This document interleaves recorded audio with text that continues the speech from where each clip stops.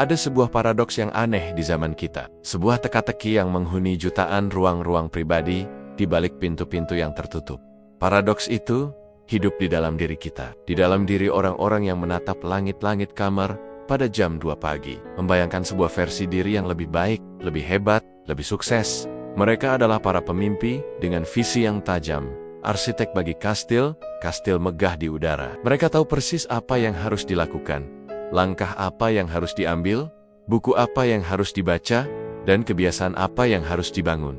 Namun, ada sebuah gravitasi aneh yang menarik mereka kembali. Sebuah kekuatan lembut, namun tak tertahankan yang membisikkan. Nanti saja, gravitasi itu adalah kenyamanan sofa, kehangatan selimut, dan guliran tak berujung pada layar yang membius. Video ini untuk kamu. Kamu yang ingin sukses, tapi entah bagaimana selalu berakhir dalam kungkungan hobi rebahan. Ini bukan video penghakiman.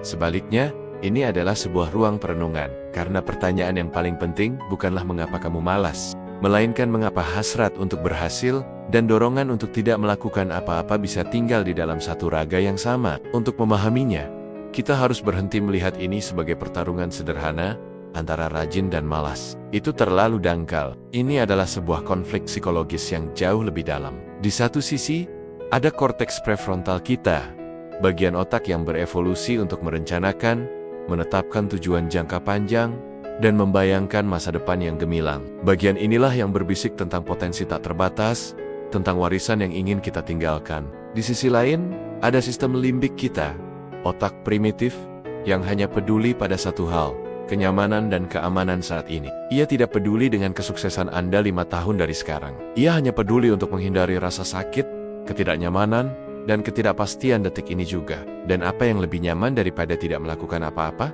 Rebahan adalah zona aman tertinggi. Di sana, tidak ada risiko kegagalan, tidak ada kritik, tidak ada kemungkinan bahwa usaha keras kita ternyata tidak cukup baik. Saat kita berbaring, kita aman dari penghakiman terbesar, penghakiman dari ekspektasi kita sendiri. Inilah inti dari tragedi sunyi tersebut.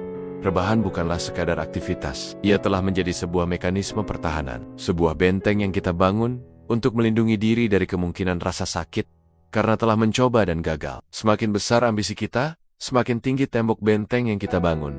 Karena semakin tinggi pula potensi kejatuhan yang kita takuti. Kita tidak sedang melawan kemalasan, kita sedang bergulat dengan ketakutan kita sendiri. Dan dunia modern, dengan segala kemegahannya, adalah arsitek utama dari penjara nyaman ini. Kita hidup dalam ekonomi perhatian, di mana ribuan insinyur terpintar di dunia dibayar untuk satu tujuan, membuat Anda tidak beranjak dari layar. Setiap notifikasi, setiap video pendek, setiap like adalah suntikan dopamin mikro yang dirancang untuk membuat otak primitif kita berkata, "Lihat, di sini menyenangkan.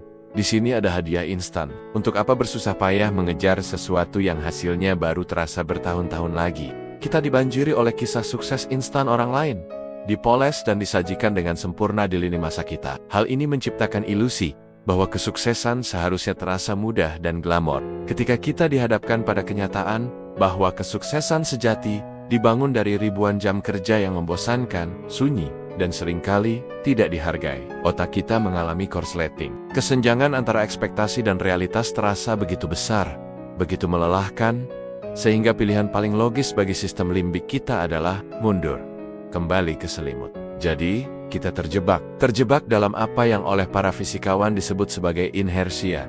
Sebuah objek yang diam akan cenderung tetap diam. Semakin lama kita diam, semakin besar energi yang dibutuhkan untuk bergerak. Setiap hari kita menunda, kita tidak hanya diam di tempat. Kita sedang menambahkan sedikit demi sedikit beban pada bola baja inersia yang harus kita dorong esok hari. Rasa bersalah menumpuk, kepercayaan diri terkikis, dan impian yang dulu terasa seperti api yang membakar, kini hanya menjadi bara samar yang nyaris padam.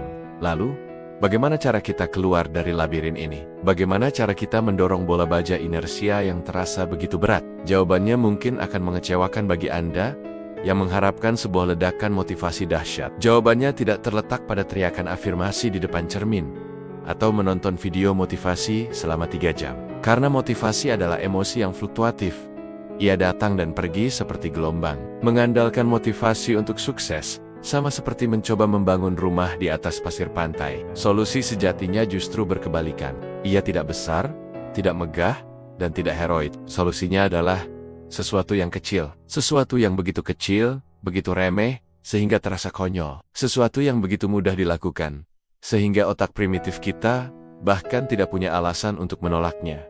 Para psikolog menyebutnya pengurangan gesekan. Para penulis buku pengembangan diri menyebutnya aturan 2 menit. Tapi mari kita sebut ini dengan nama yang lebih jujur. Seni membohongi otak Anda sendiri. Jika tujuan Anda adalah menulis sebuah buku, otak Anda akan panik. Ia akan membayangkan ratusan halaman kosong, riset berbulan-bulan, dan kemungkinan penolakan, inersia, akan menang. Tapi, bagaimana jika tujuannya diubah menjadi buka laptop dan tulis 1 kalimat saja? Hanya 1. Siapapun bisa menulis 1 kalimat. Tidak ada tekanan, tidak ada ancaman. Otak primitif Anda akan berkata, baiklah, itu mudah. Tidak ada bahaya di sini. Jika tujuan Anda adalah berolahraga setiap hari, otak Anda akan membayangkan kelelahan, keringat, dan otot yang sakit. Ia akan menolak. Tapi, bagaimana jika tujuannya adalah kenakan sepatu olahragamu? Hanya itu, Anda bahkan tidak perlu keluar rumah, cukup kenakan sepatunya. Tindakan fisik sederhana ini mengirimkan sinyal ke otak bahwa sesuatu akan terjadi. Apa yang terjadi setelah 1 kalimat itu ditulis? Apa yang terjadi setelah sepatu itu terpasang? Sesuatu yang ajaib. Inersia, yang tadinya adalah musuh terbesar kita, kini berbalik menjadi sekutu terkuat kita. Sebuah objek yang bergerak akan cenderung tetap bergerak. Setelah menulis 1 kalimat, seringkali kalimat kedua, ketiga, dan keempat akan mengalir lebih mudah. Setelah mengenakan sepatu olahraga, berjalan keluar pintu, terasa seperti langkah berikutnya yang logis. Momentum telah lahir. Anda telah berhasil melakukan hack pada sistem operasi otak Anda. Anda tidak melawannya dengan kekuatan. Anda mengakalinya dengan kecerdikan. Ini adalah rahasia yang tersembunyi di depan mata. Kesuksesan bukanlah hasil dari 1 lompatan raksasa yang heroik. Ia adalah akumulasi dari ribuan langkah kecil yang membosankan dan tidak terlihat, yang dilakukan secara konsisten hari demi hari. Orang-orang yang paling produktif di dunia bukanlah manusia super dengan kekuatan tekad tak terbatas. Mereka adalah para master dalam memulai hal-hal kecil. Mereka tidak menunggu inspirasi datang. Mereka memancingnya dengan aksi. Mereka paham bahwa tindakanlah yang melahirkan motivasi, bukan sebaliknya. Mulai hari ini, berhentilah bernegosiasi dengan pikiran Anda sendiri. Berhentilah menunggu mood yang tepat untuk datang. Mood yang tepat adalah mitos. Yang nyata adalah momentum. Tataplah kembali ambisi besar Anda. Pecah ia menjadi langkah pertama yang paling konyol dan paling mudah yang bisa Anda bayangkan. Ingin membangun bisnis? Langkah pertamanya bukanlah membuat proposal bisnis, tapi membuka Google dan mencari 1 nama potensial.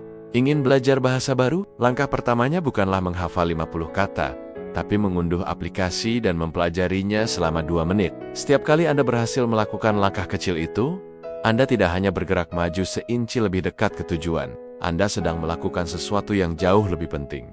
Anda sedang membangun kembali kepercayaan pada diri sendiri. Anda sedang membuktikan kepada diri sendiri, dengan bukti yang tak terbantahkan, bahwa Anda adalah tipe orang yang melakukan apa yang ia katakan akan ia lakukan.